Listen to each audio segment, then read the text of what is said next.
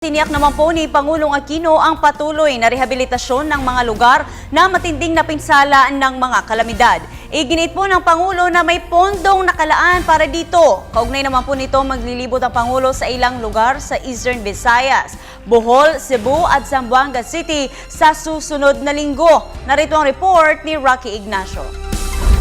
Maglilibot si Pangulo Aquino sa mga lugar na sinalanta ng nakalipas na kalamidad at iba pang uri ng sakuna sa susunod na linggo. Sa media interview, sinabi ng Pangulo na nais niyang makita ang lahat ng progreso ng rehabilitasyon at reconstruction na ipinatutupad ng pamahalaan sa mga apektadong lugar na kinabibilangan ng Eastern Visayas dahil sa Yolanda, lindol sa Bohol at ilang bahagi ng Cebu at ang Zamboanga Siege. Nagsalita ang Pangulo sa harap ng report na umano'y mabagal na usad na tulong ng gobyerno, partikular na sa lugar na hinagupit ng Super Typhoon Yolanda. Siguro doon sa visual sa makikita nyo, masabi nyo kung mabagal o hindi. Huwag natin kalimutan, no? 1.4 million families affected, 918,000 ang mga kailangan ng assistance sa kanilang pabahay. Prioridad ng Pangulo ang kaligtasan ng mga residente sa pamamagitan ng zone sa mga natukoy na mapanganib na lugar. Sinabi ito ng Pangulo sa kahilingan ng ibang biktima ng Yolanda na pagkalooban na lamang ng 40,000 pesos bawat pamilya para sila na magpatayo ng kani-kanilang tahanan. Siguro importante nito, yung ano ba ang magiging pamatagalan na solusyon, yung 40,000 na yan. No? So yun, hindi ko nakita. Ngayon, kaakibat nun at medyo mas nasentro yung aking atensyon doon sa mungkahe na dapat raw mawala na yung no-build zone.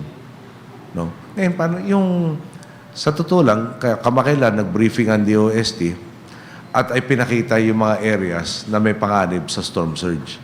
At yun naman ang hinahabol nung no-build zone. Ilayo ka kung saan, di ba, yung magkakaroon nitong mga waves brought about by the storm na kaya lunurin, kayang gibayin yung mga struktura mo. So, yung sa totoo lang, binabalangkas pa natin yung kumpletong solusyon para sa pagtugon nga ng ating tinatawag na more climate resilient or in disaster resilient communities. Tinataya kasing aabot sa 56 billion pesos ang kakailanganin ng pamahalaan para sa mungkahing bigyan na lamang ng 40,000 pesos bawat 1.4 na milyong pamilyang biktima ng bagyo. Siyempre, madaling magmungkay. Halika, sumama ka dito, meron kang so gano'ng katagal kaya mapapantustos yun sa kanilang pamilya, may tatayo kaya lang pamamahin nila. Alam niyo yung, para mapabilis yung sa housing bank houses, nagpunta na rin tayo sa pagbibigay ng construction materials doon sa merong mga lugar na safe, na gusto lang sila na magtayo ng bahay nila. Sa kasalukuyan ay aabot sa may 360 billion pesos ang kakailanganing pondo para sa malawakang rehabilitasyon mula sa pinsala ng mga nakalipas na kalamidad at sakuna.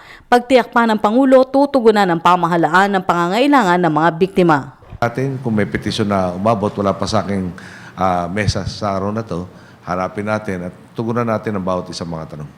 Para sa Telebisyon ng Bayan, Rocky Ignacio.